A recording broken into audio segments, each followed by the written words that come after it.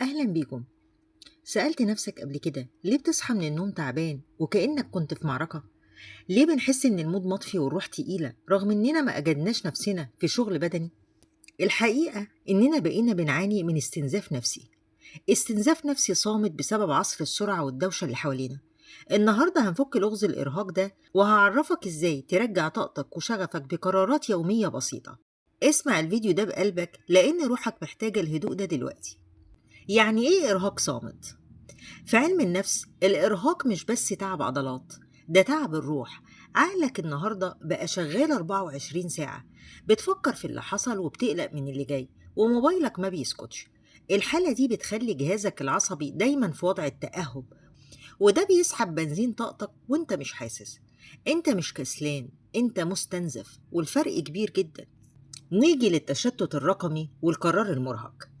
لما بتعمل بحث كتير على السوشيال ميديا ده بيحرق طاقة دماغك أكتر من المذاكرة. كتر المعلومات والصور بتعمل زحمة في الدماغ. كمان في حاجة اسمها إرهاق القرار، يعني كتر الاختيارات اليومية التافهة بتهنج عقلك. ازاي تبسط يومك وتقلل الدوشة دي علشان توفر طاقتك للحاجات اللي تستاهل بجد؟ فهنيجي لفن الريستارت واستعادة الشغف. علشان ترجع طاقتك لازم تتعلم فن الديتوكس النفسي. ساعة واحدة في اليوم من غير موبايل أو قعدة هادية مع نفسك بتعمل إعادة ضبط مصنع لروحك. يبقى فيه إنجاز صغير زي إنك ترتبي ركن في بيتك أو تخلصي مهمة بسيطة، بيدي مخك جرعة دوبامين طبيعية بترفع مودك فورا وبتخليكي تحسي إنك قادرة تكملي. في النهاية طاقتك دي أمانة عندك ومحدش هيهتم بيها غيرك.